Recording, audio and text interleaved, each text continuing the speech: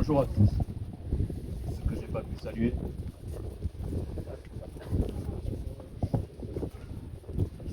saluer, personnellement, nous aurions pu nous rassembler au centre-ville, place de Verdun ou place de la mairie.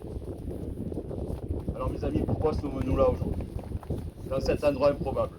Pas un chat ne passe samedi après-midi. D'abord, nous sommes là en partenariat et en soutien avec l'association SOS Donbass.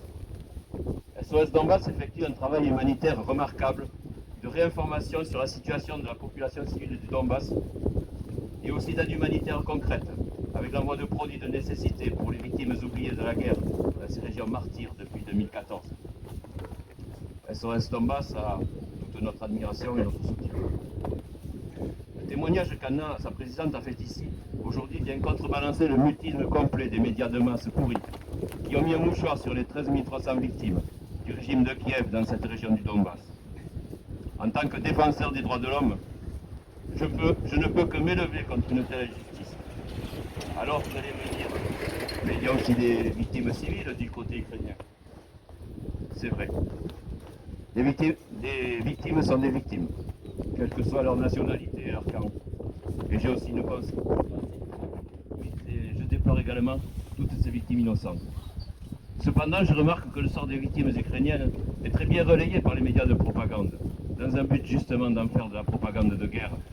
Leur but est de pousser encore plus l'opinion publique vers l'acceptation d'un conflit de plus en plus violent qui pourrait bien finir en conflit thermonucléaire. Ce que les médias ne vous disent pas, c'est que le peuple ukrainien est passé au broyeur de chair à canon par son propre gouvernement. Je voudrais vous citer pour l'exemple cet ordre de mobilisation que j'ai vu passer sur les réseaux sociaux. Cet ordre de mobilisation concernait un adolescent ukrainien de 16 ans. J'ai été choqué. Ça m'a rappelé une triste histoire qui s'est passée à la fin de la Seconde Guerre mondiale et que m'a raconté ma mère. À l'époque, ma famille vivait depuis 4 ans à 300 mètres d'un camp de résistants. Ma famille vivait en harmonie avec eux.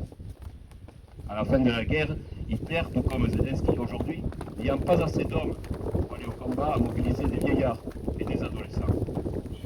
Les maquisards ont un jour capturé un jeune soldat qui devait avoir aussi 16 ans. Bien sûr, les maquisards ne pouvaient garder un prisonnier, et s'ils le relâchaient, ils auraient mis en danger tout le groupe de résistants, avec ma famille aussi complice. Ils ont donc décidé de l'exécuter. Ma mère, à l'époque, les a suppliés de ne pas le faire, mais ils n'ont pas écouté. Ils ont emmené le jeune qui pleurait, qui appelait sa maman au secours, dans un bois voisin. Elle a entendu les armes crépiter, ça y est, c'était fini. Voilà, ce sont les horreurs de la guerre. Imaginez-vous ce que ce pauvre gamin ukrainien va faire lorsqu'il va se trouver en première ligne. Ça, c'est la politique de la marionnette de Kiev, de la marionnette de l'Élysée, de la marionnette qui préside la Commission européenne, aux ordres des commanditaires qui se prélassent dans des châteaux, bien à l'abri des feux de l'actualité. Tous les parents ici présents, et ceux qui verront ce discours en différé, vous imaginez si demain Macron parvient à faire entrer une guerre ouverte, à nous faire entrer en guerre ouverte contre la Russie, sortir votre adolescent du lycée et l'envoyer se faire massacrer au front contre la Russie qui ne nous a rien fait, qui ne nous a absolument rien fait, pour obéir à un Macron comme les mamans ukrainiennes pour obéir à un Zelensky. On voit bien que ces tristes personnages sont capables de tout et il est grand temps de les stopper net dans leur élan génocidaire. Je vous laisse méditer sur ce grave sujet. Que s'est-il passé et que s'est-il passé dans le monde pour en arriver là? Je pense personnellement que nous sommes dans une guerre mondiale de la soi-disant élite qui se réunit actuellement à Davos contre les peuples de la planète. Ce n'est en fait que de la vermine qui se rassemble à cet endroit. Ils ont déclaré la guerre à toute l'humanité depuis la crise Covid, qui selon mon analyse et du fait des éléments à ma disposition, est une première phase d'une attaque par armes biologiques contre les peuples.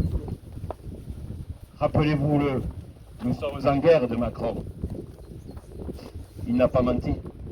Lui et ses commanditaires sont effectivement en guerre contre nous, le peuple. Et on le voit tous les jours. Et pour parler d'actualité, la réforme des retraites qu'il veut imposer à la France est parfaitement inutile, vu les centaines de milliards.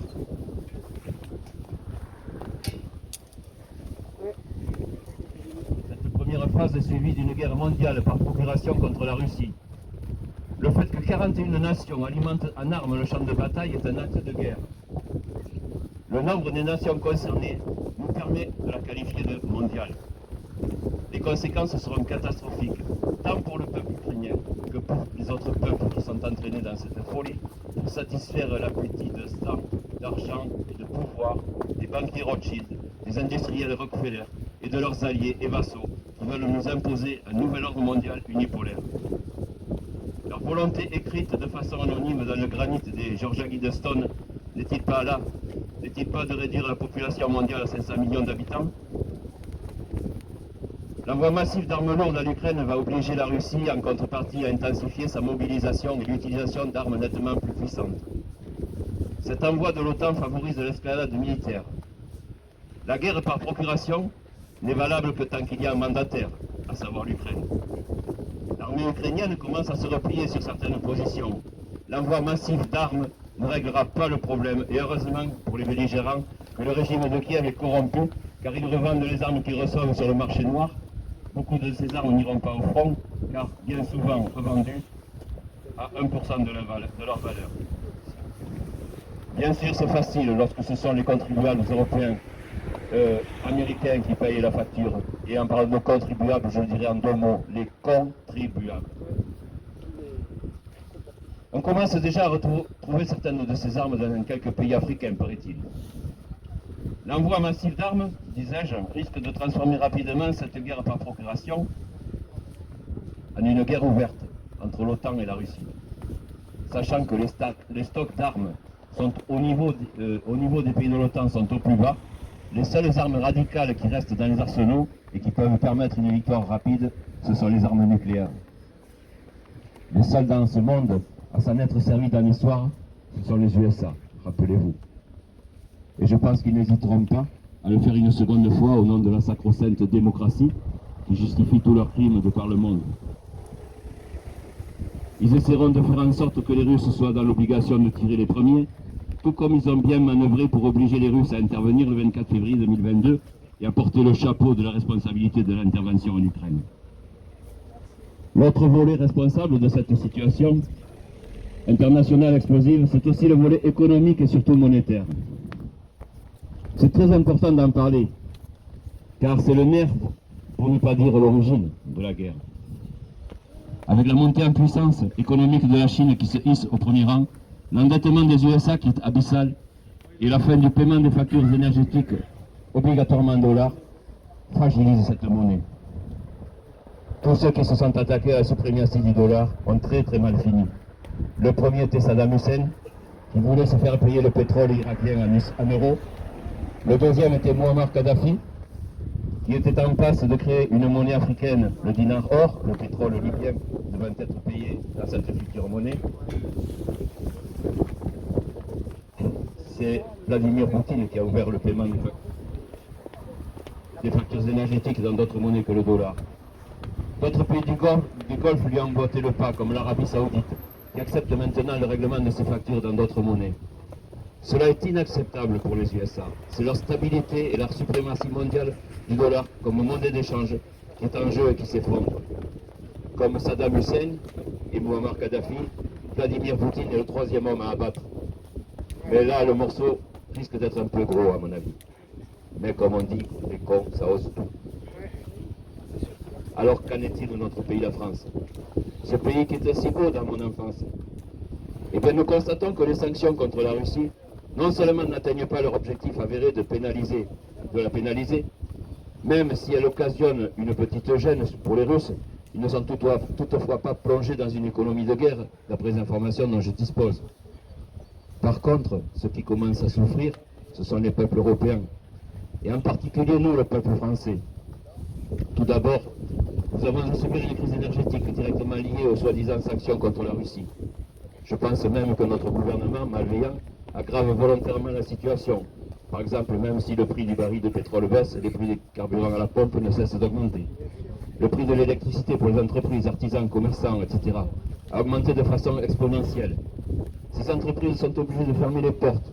Le nombre de faillites et la misère qui va s'en suivre va exploser en France, même si nous arrivons à passer cet hiver tant bien que mal.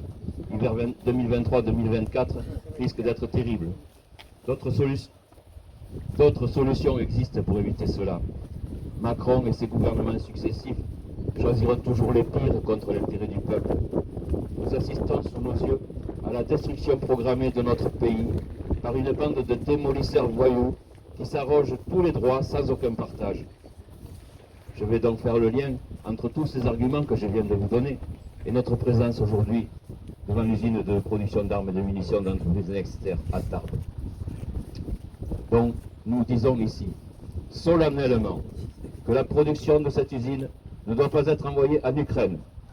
Le fait d'envoyer des armes et des munitions est un acte de guerre contre la Russie.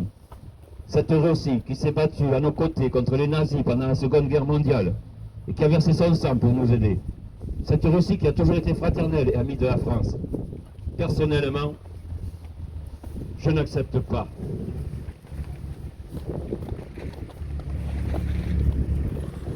Je n'accepte pas d'être mis au pied du mur, d'avoir à faire un tel choix que voudraient m'imposer ces petits freloquets, arrivistes et psychopathes qui siègent frauduleusement à l'Élysée. Il met en danger directement les personnes qui travaillent sur ce site et aussi la population tarbaise qui réside tout autour. L'acte de guerre de Macron pourrait générer à tout moment, de jour comme de nuit, une riposte militaire russe sur le site stratégique de cette usine. La Russie sera en état de légitime défense, on ne peut que le comprendre. Mais cette situation est inacceptable. Ensemble, mes amis, comme nos aïeux, nous devons résister à cet ennemi intérieur qui infeste les palais de la République. Ça devient vraiment trop grave, ce qu'ils sont en train de faire. Il est raisonné pour parvenir à négocier, comme elle l'a toujours fait dans ce genre de situation. À ce sujet, je suis outré d'apprendre de la bouche d'Angela Merkel et de François Hollande que les accords de Minsk ont été une duperie pour permettre à l'Ukraine de se renforcer militairement afin d'affronter la Russie. Tout était prémédité, tout était bien calculé. Je pense que les Russes l'ont bien compris. Et nous sommes surpris aujourd'hui de voir qu'ils se sont renforcés à tel point qu'ils ont une suprématie militaire et technologique sur les pays de l'OTAN. Alors pour conclure, nous voulons la paix. Aucune arme de la France pour l'Ukraine. Aucune munition venant du site Nexter de Tarbes pour l'Ukraine. Soutien aux victimes civiles oubliées du Donbass. Vive l'amitié et la fraternité entre les peuples français, russes et ukrainiens. Vive la France libre, vive la France fraternelle, vive la France éternelle. Merci de votre attention.